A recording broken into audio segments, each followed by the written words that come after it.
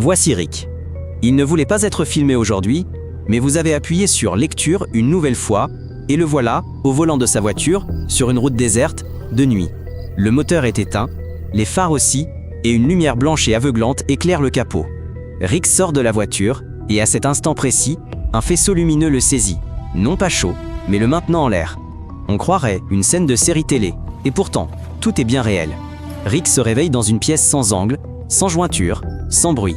Ni fenêtre, ni porte, ni aération. L'air est neutre, en température, en saturation et sans odeur. Au début, rien ne semble se passer, mais le moindre mouvement du doigt modifie la lumière. Rick n'est pas attaché, mais on ne le laisse pas partir non plus. C'est la quarantaine, la même précaution que nous prenons face à un organisme inconnu. Avant de le toucher, il faut déterminer s'il est toxique, infectieux ou dangereux. Les extraterrestres ne s'approchent pas. Ils observent. Pendant ce temps, la pièce se transforme. Des capteurs descendent du plafond, des flashs lumineux, des sons, des variations d'humidité et de pression emplissent l'air. Tout est enregistré. La réaction pupillaire de Rick, l'activité électrique de sa peau, son rythme cardiaque. Rick n'est pas torturé, mais étudié comme un système. Nous procédons de la même manière pour comprendre le fonctionnement d'un organisme extraterrestre. Étape suivante est la neurostimulation. Aucun contact, aucune électrode. Juste un casque qui enregistre l'activité cérébrale en temps réel. On montre des images à Rick, on augmente le volume, on modifie les couleurs. Son cerveau réagit, et chaque réaction est enregistrée. Peur, anxiété, excitation, dégoût.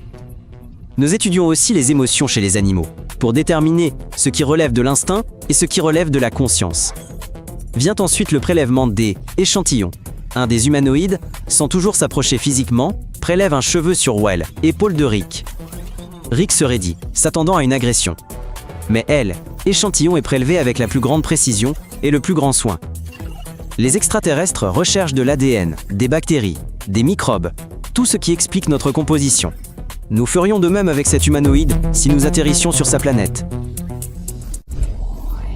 Après évaluation physiologique, les tests comportementaux ont commencé. Rick a été placé dans une pièce ressemblant à son appartement, à quelques détails près. Les meubles étaient légèrement surélevés, l'eau coulait vers le haut et les sons étaient légèrement déformés. Il ne s'agissait pas d'une simulation, mais d'une expérience. On cherchait à tester la rapidité avec laquelle une personne remarque une anomalie et sa réaction lorsqu'elle réalise qu'il s'agit d'une illusion. Rick a commencé à faire comme si tout allait bien.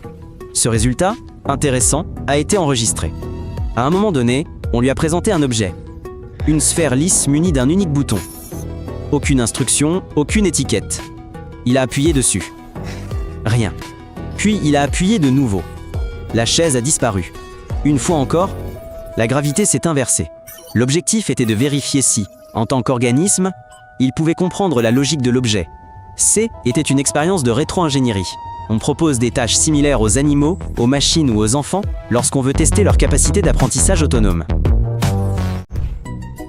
À un moment donné, un message apparaît sur le mur. Vous n'êtes pas agressif. Contact possible. C'est le signal que le test a été réussi et que les extraterrestres sont prêts à se révéler. Un humanoïde s'approche de Rick et lui explique par la pensée qu'il ne vient pas d'une autre planète, mais d'un futur très lointain. 1 million d'années plus tard, la Terre a changé. Les humains se sont adaptés et reconstruits. Le langage a disparu et leurs voix sont devenues inopérantes. Mais la technologie leur a permis de remonter le temps. Non pas pour asservir ou sauver, mais pour comprendre. Pour comprendre ce qu'Utah était l'homme préhistorique à travers un exemple concret. Une fois tout terminé, Rick est de nouveau plongé dans le faisceau et ramené prudemment à l'endroit où il avait disparu. Tout semblait normal, et qui pourrait croire une chose pareille? Seule la balle avec le bouton se trouvait dans sa poche. Rick appuie dessus. Rien ne se passe. Ou plutôt, rien ne s'est encore produit. Soutenez-le, en vous abonnant. Peut-être le surveille-t-il encore.